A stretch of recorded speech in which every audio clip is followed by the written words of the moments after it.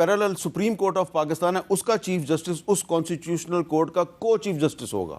यानी कि मंसूर अली शाह साहब जो हैं वो कॉन्स्टिट्यूशनल कोर्ट के चीफ जस्टिस के साथ को चीफ जस्टिस होंगे।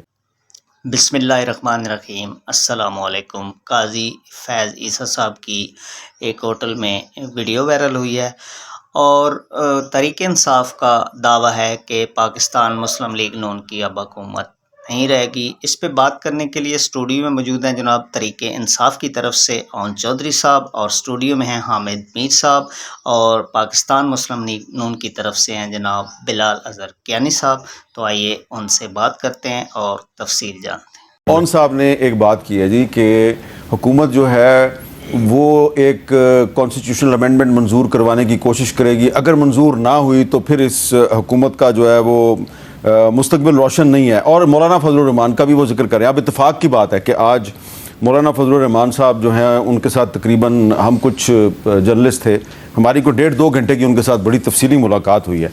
और उसमें जो मुझे सेंस मिली है उनकी गुफ्तगू सुन के, तो मुझे तो ये लग रहा है कि वो पर्सन स्पेसिफिक कॉन्स्टिट्यूशनल अमेंडमेंट के हक में नहीं है। वो कहते हैं जी अगर आपने जुडिशल रिफॉर्म्स करनी है तो तहरीक इंसाफ को ऑन बोर्ड लेके आप कंसेंसस के साथ एक कॉन्स्टिट्यूशनल अमेंडमेंट करें, जिस तरह के 1973 के कॉन्स्टिट्यूशन को बनाया गया था। उस वक्त भी हुकूमत के पास 2/3 मेजॉरिटी थी, लेकिन हुकूमत ने कंसेंसस के ज़रिए सारे काम किए। वो कहते हैं जी आज मौलाना साहब कह रहे थे कि जनाब अगर ऐसा ना हुआ तो फिर हम पर्सन स्पेसिफिक अगर कॉन्स्टिट्यूशनल अमेंडमेंट होगी किसी की एक्सटेंशन के लिए तो उसमें तो हम साथ नहीं देंगे। जी देखिए, कोई भी पर्सन स्पेसिफिक कॉन्स्टिट्यूशनल अमेंडमेंट तजवीज़ भी नहीं कर रहा। और बाय डेफिनेशन जैसे कि आपने बताया, आप तो खैर सियासी तारीख को, पार्लियामेंट्री तारीख को मुझसे बहुत बेहतर जानते हैं जी। बाय डेफिनेशन 2/3 अक्सरियत कौमी असम्बली में अलहदा और सेनेट में अलहदा हो तो तभी आइनी तरमीम पास होती है। मगर मैं इस बात से इत्तफाक करता हूँ कि 2/3 से ज़्यादा भी जितनी कंसेंसस बिल्डिंग हो उतना अच्छा है। एक कमेटी खुर्शीद शाह साहब की चेयरमैनशिप में पार्लियामेंट में मौजूद भी है, जिसमें ही मौलाना साहब ने भी आके पहले बात की थी, उसमें पीटीआई भी मौजूद है।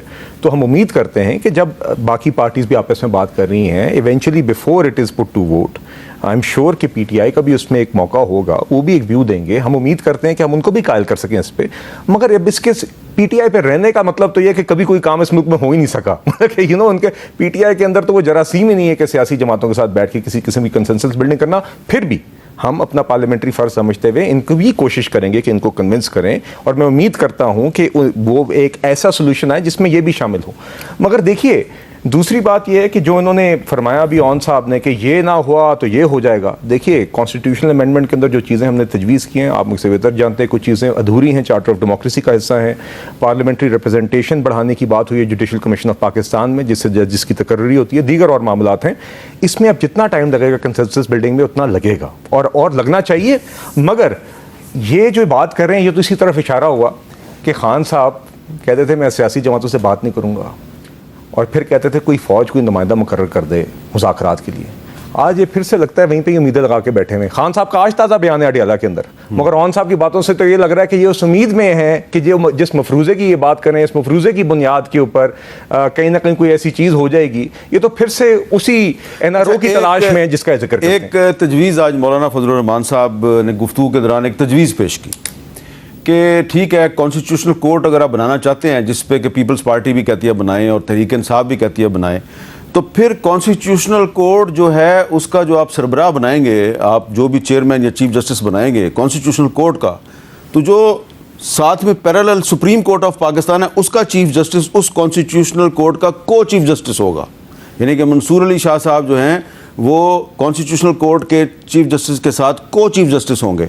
या फिर वो कहते हैं इंडिया की तर्ज पर आप कॉन्स्टिट्यूशनल कोर्ट जो है वो सुप्रीम कोर्ट के 5 सीनियर जजों की बना लें। तो इस तरह की लाइन पर चल रहे हैं, जो कि मेरा ख्याल है कि आपकी लाइन के मुताबिक नहीं है। देखिए हामिद मीर साहब, ये तो तफसील है ना जी, और बिल्कुल इस तफसील पे गुफ्तगू होनी चाहिए। देखिए ना, आई एम श्योर के जो एक प्रपोजल पीपल्स पार्टी हमारी जमात की तरफ से आएगा तो उसकी एक मंतक होगी, मौलाना साहब अपनी देंगे। ये तो वो तफसील है, कितने जजेस होने चाहिए, चीफ जस्टिस कौन होना चाहिए, चीफ जस्टिस का या जजेस की तकर्री का तरीक़ाकार क्या होना चाहिए।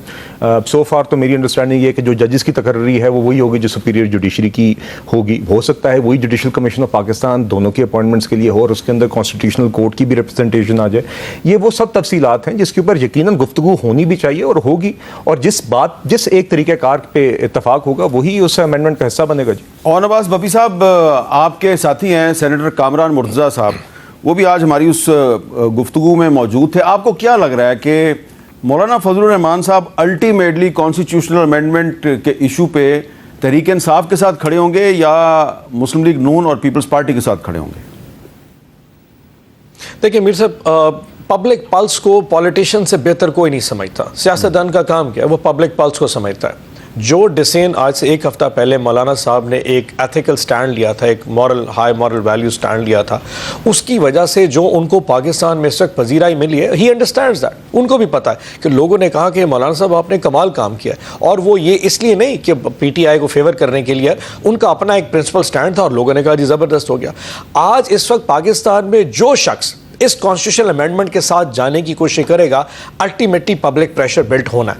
अब ये जो मौलाना साहब ने आज आपसे प्राइवेट मुलाकात की है, उसमें जो सजेशंस है, इसमें ये कोई हर्ज नहीं है कि जी 5 सीनियर चीफ जस्टिस, अगर इतनी कॉन्स्टिट्यूशनल अमेंडमेंट की जरूरत है, आप बैकलॉग इतना आपको इंपॉर्टेंट नजर आ रहा है निकालने से कि कॉन्स्टिट्यूशनल कोर्ट निकालने की वजह से बैकलॉग निकल जाएगा, तो ये बड़ा इंपॉर्टेंट है कि ऐसी चीजें सोची जाए जिससे कम से कम ये परसेप्शन कि पर्सन स्पेसिफिक एक शख्स को लगाने के लिए ये सारा मेला जो सजाया जा रहा है, वो कहता है ना, एक बंदा मेले पे गया तो उसका पर्स चोरी हो गया, तो वापस आके घर वालों ने पूछा कि हुजूर क्या हुआ, उसे कि सारा मेला मुझे लूटने के लिए बनाया गया। तो ये जो सारा मेला लगाया जा रहा है, एक शख्स को वहां लगाने के लगाया जा रहा है, या सारा मेला लगाया जा रहा है तहरीक इंसाफ को लूटने के लिए लगाया जा रहा है, ये भी तो कहा जा सकता है। तो एग्जैक्टली आप अमेंडमेंट्स को एक एक को स्टडी करें मीर साहब, आपको हर अमेंडमेंट में या इमरान खान साहब पीछे खड़े नजर आएंगे या तहरीक इंसाफ खड़ी नजर आएगी। यानी कि कॉन्स्टिट्यूशन कोर्ट के पास क्या है, पाकिस्तान किसी भी पॉलिटिकल पार्टी को बैन करने का राइट कॉन्स्टिट्यूशन कोर्ट, किसी भी लोग जो इंडिपेंडेंट जीत के आए वो कौन सी पॉलिटिकल पार्टी ज्वाइन कर सकते हैं, कॉन्स्टिट्यूशन कोर्ट।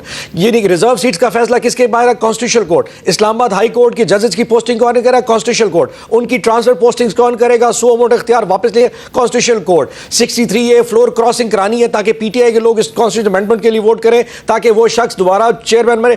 हर जगह पे आपको या इमरान खान या तहरीक इंसाफ या एक एजेंडा आएगा, और मजे की बात यह उस एक शख्स के पीछे पूरा का पूरा निजाम खड़ा है कि जब यह शख्स इस जगह पे बैठ जाएगा फिर हमें तवालत मिलेगी, हमारी हुकूमत को तवालत मिलेगी, हमें एक्सटेंशन मिलेगी, हमारा हर वो काम जो हम मुंह जोर तरीके से पिछले 2 साल से कर रहे हैं उस पर कोई पूछ नहीं सकेगा। हम जो इमरान खान के साथ करना चाहें, PTI के साथ करना चाहें, पाकिस्तान में कोई अदालत नहीं होगी, इलेक्शन कमीशन हमारी मर्जी से चलेगा। यह है वो माइंड फ्रेम जिसके साथ अब इस वक्त काम कर रहे हैं, जिसके नतीजे में कॉन्स्टिट्यूशनल कोर्ट और फिर वो शख्स आपको बैठा नजर आएगा।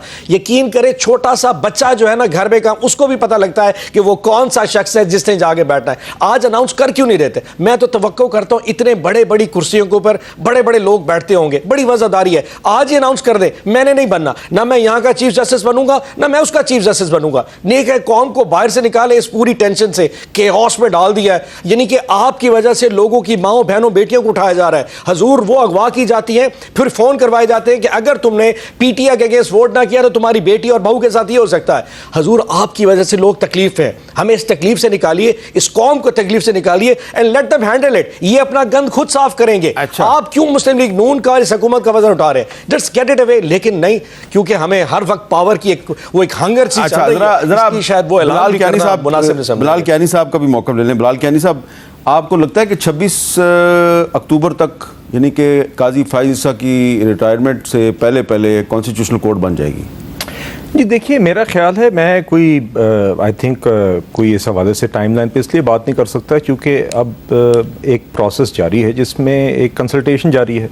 एंड आई एम श्योर जो भी जमातें और दीगर फरीक़ैन जो चाहते हैं कि एक कॉन्स्टिट्यूशनल अमेंडमेंट जिसका एक स्ट्रक्चर या बज़ाहिर तो मेन उसके पॉइंट सेलिएंट फीचर्स या उसके पॉइंट्स ऑफ डिस्कशन तो आपके सामने हैं, उसके ऊपर जितना जल्दी इत्तफाक हो सके हो जाए ताकि 2 तारीख अक्सरियत से। अब उसके अंदर देखते हैं कितना टाइम लगता है। ये जो ऑन साहब का नुक्ता है कि अगर काजी फाइज़ा साहब जो हैं वो क्लैरिफाई कर दें जी कि मैंने कॉन्स्टिट्यूशनल कोर्ट में नहीं जाना, और तो एक बंदा जो है वो अगर एक वजाहत कर दे तो सारा मसला ही खत्म हो जाएगा। देखिए हामिद मीर साहब, ये इनका एक वतीरा बन गया है हाँ। कि इनको हर वक्त हर बंदे से अपनी मर्जी के जवाबात मफरूजों पे चाहिए होते हैं। देखिए इस तरीके से काम नहीं चल सकता। ये हर वक्त कभी चीफ इलेक्शन कमिश्नर से, कभी चीफ जस्टिस ऑफ पाकिस्तान से, कभी पार्लियामान से, कभी हुकूमत से, कभी आर्मी चीफ से, कभी किसी से, हर वक्त इनके मुतालबात चलते रहते हैं कि जनाब चूंकि हमारा ये सवाल है तो इसका जवाब आप फौरन दें और अभी दें, और ये मफरूजा और ये हाइपोथेटिकल सिचुएशन है, इस पर आप जवाब दें। इस तरह काम नहीं चलता। आपका ये अटेंशन सीकिंग बिहेवियर आप जारी रखें। ये नहीं हो सकता कि हर दफ़ा आपके अटेंशन सीकिंग बिहेवियर को पैंडर किया जाए, हर दफ़ा उसकी तरफ तवज्जो दी जाए। इस मुल्क के और भी मसाइल हैं, और भी बड़े काम हैं इमरान खान के रोने धोने के अलावा, और उनकी तरफ तवज्जो जारी रहे।